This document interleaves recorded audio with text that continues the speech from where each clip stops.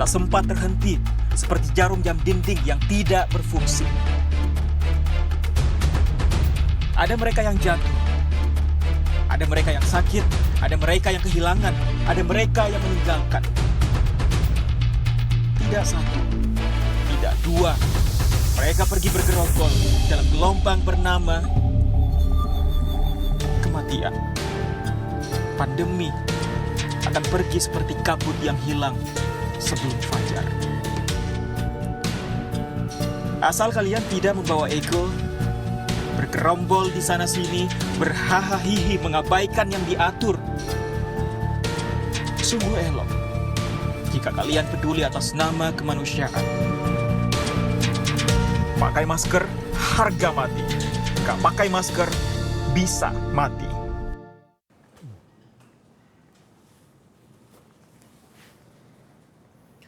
Assalamualaikum warahmatullahi wabarakatuh. Selamat sore, salam sejahtera untuk kita semuanya. Hari ini saya akan menyampaikan perkembangan penanganan COVID-19 di Indonesia. Perkembangan PPKM Jawa Bali terus mengalami perbaikan. Berdasarkan evaluasi yang dilakukan oleh pemerintah, jumlah kabupaten atau kota yang berada di PPKM level 4 terus menurun dan jumlah daerah yang berada di PPKM level 2 terus meningkat.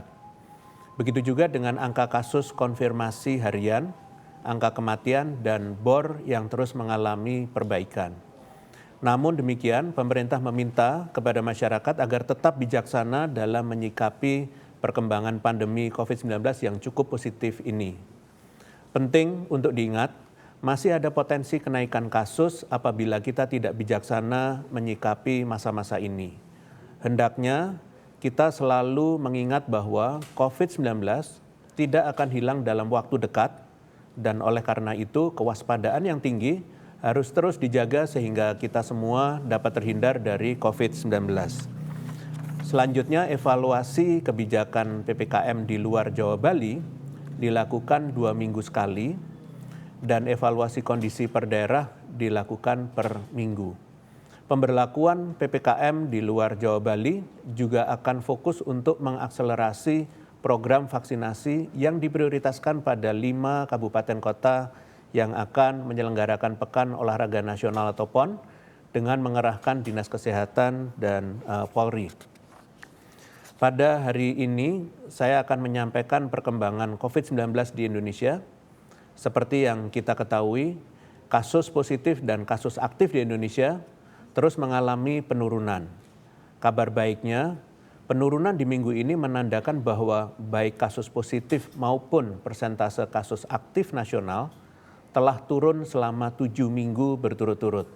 Namun, perlu dijadikan catatan bahwa tujuan kita adalah untuk menurunkan kasus hingga seperti sebelum lonjakan kasus. Mengingat kasus saat ini meskipun sudah turun, namun masih 2 kali lipat dari kasus pada pertengahan bulan Mei lalu. Di tingkat provinsi, jika pada minggu lalu seluruh provinsi menunjukkan penurunan kasus positif mingguan, sayangnya pada minggu ini terdapat 1 provinsi yang kembali meningkat, yaitu Papua Barat. Kasus Papua Barat di minggu ini berjumlah 398 kasus, naik dari minggu sebelumnya yang berjumlah 319 kasus. Selanjutnya, jika dilihat pada kasus aktif, maka hanya terdapat 1 provinsi yang mengalami kenaikan persentase kasus aktif, yaitu Papua, naik 0,32%. Persentase kasus aktif Papua selama 2 minggu terakhir juga merupakan yang paling tinggi se-Indonesia, yaitu 37,87% pada minggu sebelumnya, dan 38,19% pada minggu terakhir. Sebagai catatan, saat ini beberapa pemerintah daerah termasuk Papua dan Papua Barat terus mengupayakan sinkronisasi data dengan pemerintah pusat, sehingga tidak menutup kemungkinan akan terjadi perubahan data dalam beberapa waktu ke depan. Penurunan kasus positif mingguan di tingkat nasional dan pada hampir seluruh provinsi di Indonesia berkontribusi pada penurunan angka keterisian tempat tidur di 34 provinsi. Kabar baik lainnya adalah pertanggal 5 September, tidak ada provinsi yang memiliki bor di atas 60%. Bahkan, angka bor tertinggi hanya sebesar 45,47%, yaitu Provinsi Aceh. Ini artinya, keadaan darurat yaitu lonjakan pasien COVID-19 di rumah sakit telah berhasil kita lewati di semua provinsi di Indonesia.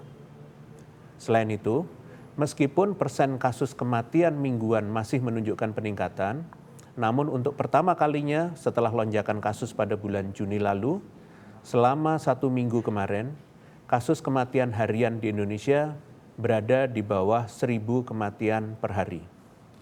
Rata-rata kematian harian pada minggu kemarin sebesar 563 kematian. Sebagai catatan, selama lonjakan kasus hingga akhir Agustus kemarin, kasus kematian kita konsisten berada di kisaran 1.000 kematian per hari. Tentunya ini perkembangan yang menunjukkan adanya perbaikan, meskipun tetap saja 1 kematian saja terbilang nyawa dan tidak bisa dibiarkan. Tujuan utama kita adalah untuk menihilkan kematian menjadi tidak ada sama sekali. Perkembangan COVID-19 yang kian membaik di saat beberapa negara tetangga mengalami perkembangan yang kurang baik, ini tentunya patut untuk diapresiasi dan terus dipertahankan. Saat ini posisi Indonesia terus turun pada peringkat kasus aktif tertinggi di dunia. Indonesia menempati peringkat 20, sedangkan negara tetangga seperti Malaysia, Vietnam, Jepang, Filipina, dan Thailand yang masih berada di urutan 11 sampai dengan 18. Sebagai catatan, aspek demografis di mana jumlah penduduk Indonesia yang jauh lebih tinggi dibandingkan negara-negara tetangga, namun tetap dapat menunjukkan penurunan merupakan perkembangan yang baik dan patut diapresiasi. Indikator lainnya yang mengalami perbaikan adalah positivity rate. Saat ini positivity rate di Indonesia sebesar 6,97%, yang mana sedikit lagi mencapai maksimal standar WHO yaitu 5%.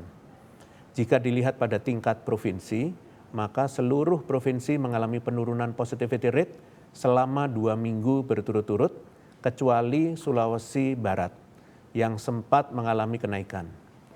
Penurunan paling drastis terjadi pada Lampung yang turun sebesar 40,14% dan Jambi turun 36,74%, dan Aceh turun 31,26%. Selain itu, pertanggal 5 September terdapat 14 provinsi yang memiliki positivity rate di bawah standar WHO.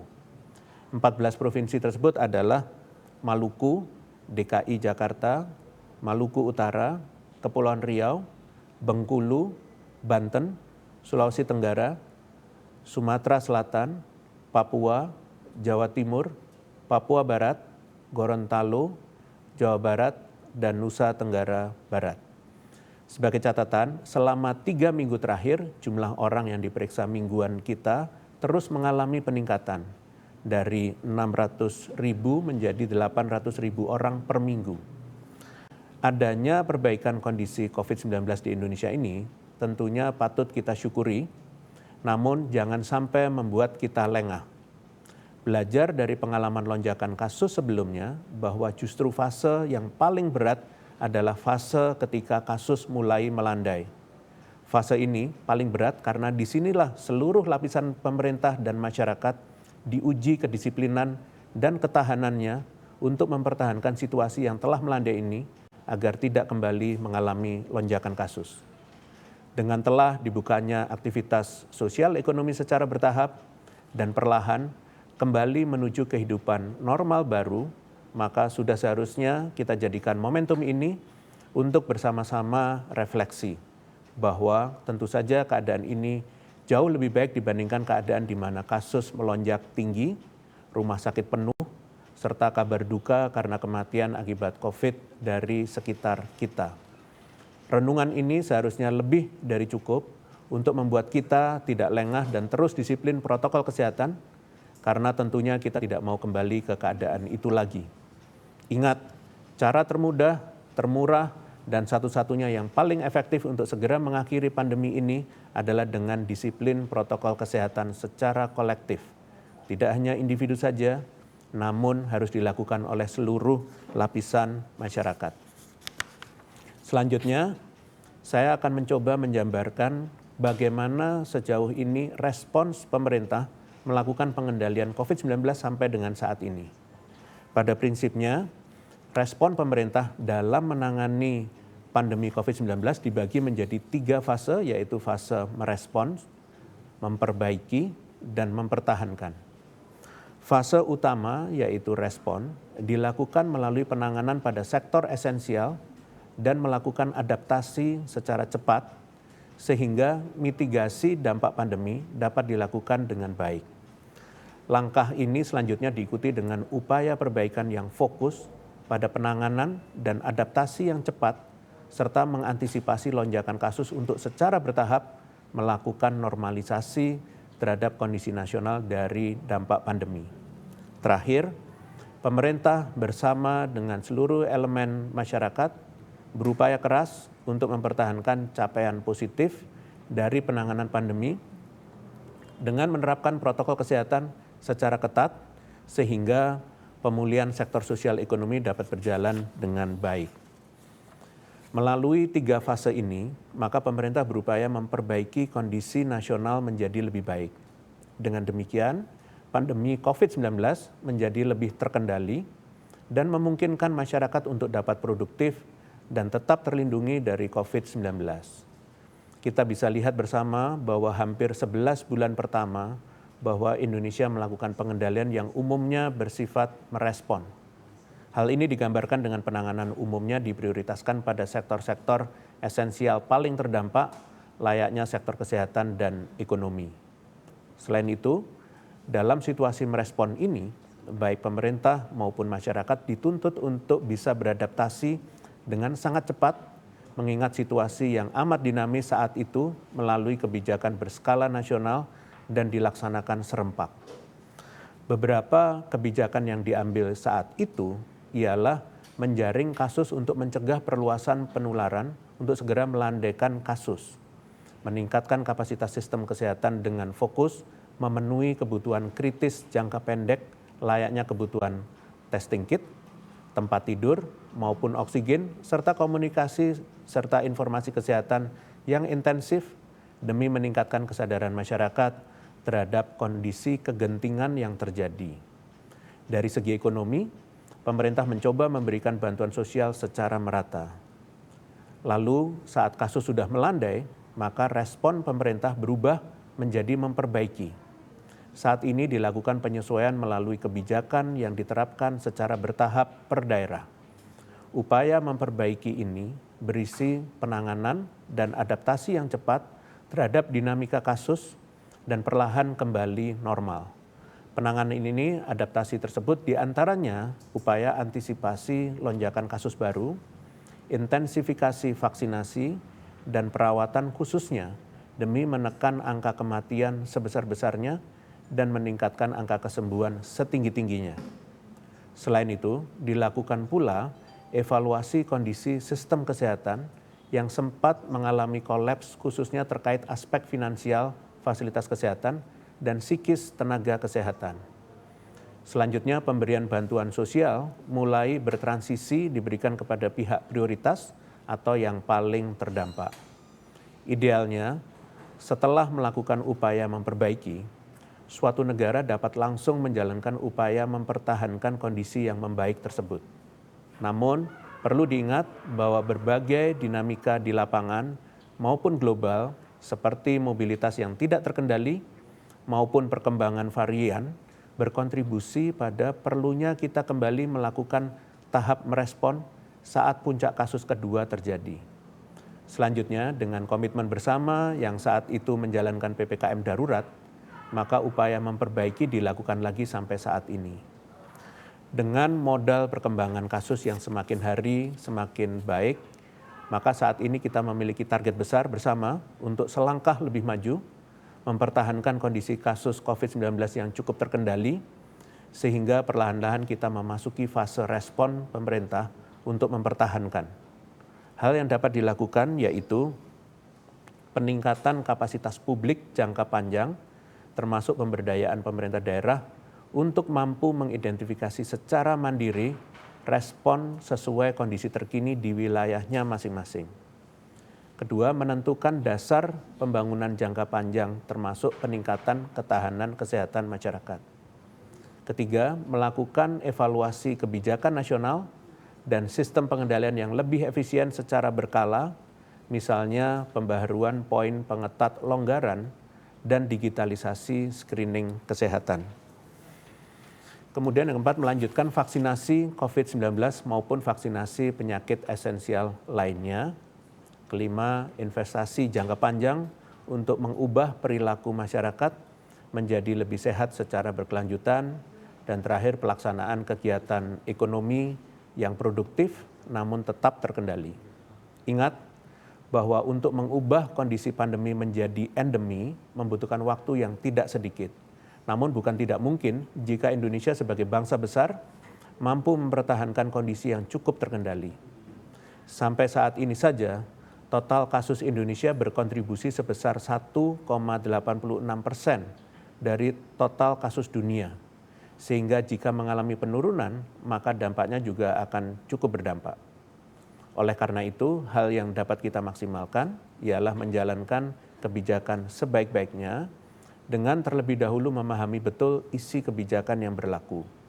Untuk itu, saya akan menyebutkan perubahan dalam instruksi Menteri Dalam Negeri terbaru, yaitu Inmendagri nomor 39 tentang PPKM level 2 sampai dengan 4 di Pulau Jawa dengan inti perubahan yaitu, secara umum, pengaturan operasional sektor esensial pemerintah di semua level akan merujuk kepada keputusan Menteri PAN-RB mulai diterapkannya peduli lindungi di supermarket dan hypermarket di semua level dan adanya perubahan target positivity rate menjadi 5% dari yang sebelumnya 10% melalui upaya testing terus-menerus. Berikutnya secara khusus bagi daerah level 4 sudah tidak diterapkannya asesmen nasional bagi satuan pendidikan dan dilakukannya uji coba protokol kesehatan di mal bagi seluruh kabupaten kota di Provinsi Bali. Secara khusus bagi daerah level 3, durasi waktu makan di tempat makan baik yang berdiri sendiri ataupun di dalam fasilitas publik lainnya seperti mal dan fasilitas olahraga menjadi maksimal 60 menit. Pengaturan uji coba prokes pada resto dan kafe tertutup kapasitas menjadi 50% dengan waktu maksimal 60 menit. Dan uji prokes di tempat wisata yang akan ditentukan oleh Kemenparekraf dan diatur oleh Kemenparekraf dan Kemenkes dengan syarat masuk dalam screening peduli lindungi melarang anak usia di bawah 12 tahun. Secara khusus bagi daerah level 2 yaitu penggunaan peduli lindungi pada akses masuk dan keluar sektor non-esensial dan resto serta kafe di ruang tertutup. Perubahan pengaturan waktu makan di tempat makan tertutup menjadi maksimal 60 menit. Instruksi Mendagri nomor 40 tentang PPKM level 4 di wilayah non-Jawa Bali dengan inti perubahan yaitu kegiatan asesmen nasional di sektor pendidikan sudah tidak dilakukan. Uji coba prokes di mal atau pusat perbelanjaan di Kota Banda Aceh, Kota Jambi, Kota Kupang, Kota Palangkaraya, dan Kota Batam dengan kapasitas 50% dari jam 10.00 sampai dengan 21.00 waktu setempat, di mana protokol kesehatan merujuk pada pedoman dari Kementerian Perdagangan dan Kementerian Kesehatan dengan penggunaan peduli lindungi. Nantinya, resto atau kafe hanya akan melayani delivery atau takeaway, melarang pengunjung usia di bawah 12 tahun, dan beberapa tempat seperti bioskop, hiburan, dan tempat bermain masih ditutup. Instruksi Mendagri nomor 41 tentang PPKM level 1 sampai dengan 3 di wilayah non-Jawa Bali dengan inti perubahan yaitu secara khusus bagi daerah level 3, pengaturan kapasitas kegiatan makan dan minum di restoran atau kafe menjadi 50%.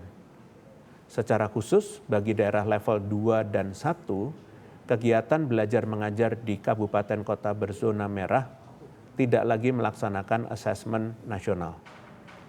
Perlu diingat, pencapaian ini jangan sampai menjadi kita lalai, namun diharapkan menumbuhkan sikap sebaliknya. Kita perlu cerdas dan lebih visioner dalam melihat perkembangan baik ini dengan memupuk kewaspadaan tanpa ketakutan yang berlebihan. Sebagai penutup, saya ingin menyampaikan informasi terkini terkait COVID-19. Untuk mempersiapkan kegiatan pembelajaran tatap muka terbatas di lingkungan madrasah dan pesantren, Direktorat Jenderal Pendidikan Islam Kementerian Agama telah menerbitkan surat edaran tentang panduan penyelenggaraan pada madrasah, pesantren, dan lembaga pendidikan Islam pada masa PPKM. Penerbitan surat edaran ini bertujuan untuk menjamin berjalannya protokol kesehatan yang baik pada seluruh jenjang pendidikan. Terkait dengan tersebarnya nomor identitas kependudukan atau NIK Presiden, hal ini dimungkinkan karena NIK Presiden tersedia sebagai data calon presiden pada saat pemilihan presiden. Oleh karena itu, untuk memudahkan masyarakat dan menjamin keamanan serta fungsi periksa sertifikat vaksinasi COVID-19 melalui aplikasi Peduli Lindungi, maka saat ini digunakan 5 parameter, yaitu NIK, tanggal lahir, tanggal vaksin, dan jenis vaksin. Penting untuk diketahui bahwa saat ini digitalisasi informasi kesehatan masih dalam tahap transisi menuju satu data. Setiap kekurangan yang ditemukan di lapangan menjadi masukan dan akan dievaluasi sehingga nantinya sistem digital ini dapat berkembang menjadi lebih aman dan lebih baik. Selain itu, kolaborasi antar kementerian atau lembaga perlu untuk terus dibangun sehingga transisi digital menuju satu data ini dapat berjalan dengan efektif. Dan per tanggal 6 September 2021, pemerintah Indonesia secara resmi menerima 5 juta dosis vaksin jenis Sinovac.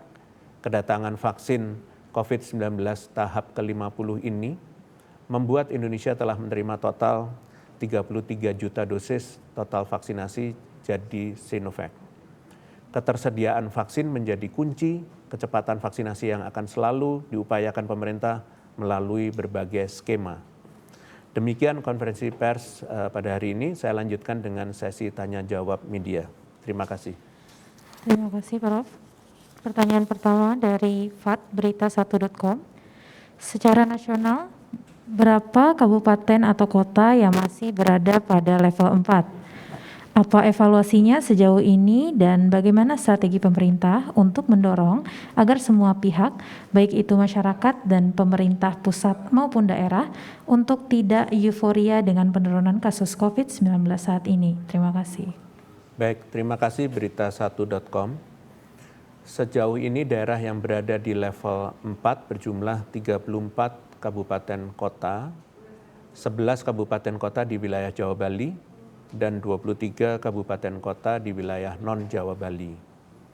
Perkembangan kasus COVID-19 secara nasional mengalami perbaikan terus-menerus, namun harus perlu diselaraskan dengan peningkatan kapasitas respons daerah, baik dalam melaksanakan testing, tracing, dan treatment.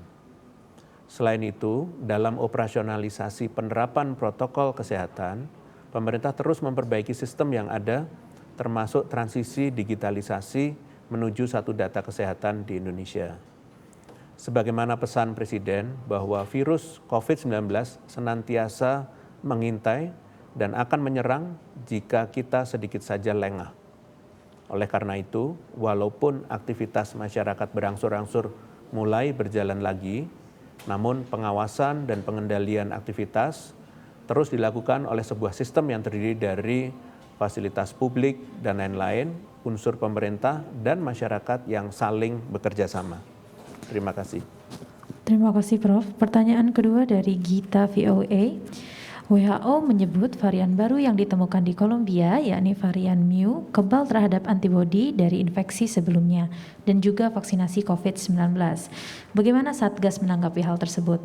Apakah varian Mu ini juga mematikan sama dengan varian Delta? Apakah sampai saat ini varian Mu sudah terdeteksi masuk ke Indonesia? Dan bagaimana langkah pemerintah ke depan dalam menghadapi berbagai varian baru virus corona tersebut? Terima kasih. Baik, terima kasih VOA. Varian Mu atau B1621 merupakan varian pertama kali yang ditemukan di Kolombia pada bulan Januari 2021. Varian ini kemudian ditetapkan sebagai varian yang diamati atau varian of interest oleh WHO atau Organisasi Kesehatan Dunia pada tanggal 30 Agustus 2021. Varian yang masuk dalam kategori VOI merupakan varian yang mengalami perubahan pada susunan genetikanya. Perubahan ini diprediksi dapat mempengaruhi karakteristik virus. Dengan demikian, indikasi karakteristik Mu seperti lebih ganas dibanding Delta atau dapat menghindari kekebalan tubuh masih merupakan perkiraan dan masih terus diteliti lebih dalam. Data whole genome sequencing per tanggal 6 September 2021 menyebutkan bahwa varian ini tidak ditemukan di Indonesia. Dalam hal ini, pemerintah senantiasa berupaya mencegah masuknya varian baru dari luar Indonesia melalui pengetatan kebijakan karantina internasional, entry dan exit testing, serta persyaratan vaksin. Pemerintah juga berusaha mencegah munculnya varian baru di dalam negeri melalui strategi vaksinasi, serta berbagai kebijakan menyeluruh yang mampu menekan angka kasus. Tentunya hal ini hanya dapat berhasil jika dibarengi dengan peran aktif masyarakat yang tetap mempertahankan disiplin 3M dan divaksinasi. Terima kasih. Pertanyaan terakhir dari Vidya Detik Health. Muncul petisi batalkan kartu vaksin sebagai syarat administrasi. Menanggapi keluhan terkait aplikasi tersebut karena bermasalah saat proses check-in di mall, serta masih banyak warga yang terkendala karena data yang dipakai tersebut dipakai oleh orang lain dan adanya riwayat komorbid. Seperti apa tindak lanjut dari pemerintah dan Satgas COVID-19? Terima kasih. Terima kasih Detik Health. Penerapan syarat kartu vaksinasi semata-mata dilakukan sebagai bentuk kehati-hatian karena mereka yang sudah divaksinasi memiliki perlindungan yang lebih dari penularan dibandingkan yang belum tervaksinasi. Pemerintah terus berupaya keras memperbaiki sistem operasional screening kesehatan digital ini melalui kolaborasi antar kementerian dan lembaga agar upaya perlindungan kesehatan sekaligus ketepatan dan keamanan data masyarakatnya dapat dicapai. Demikian, terima kasih atas pertanyaan media. Dengan demikian, konferensi pers pada sore hari ini selesai. Terima kasih. Wassalamualaikum warahmatullahi wabarakatuh.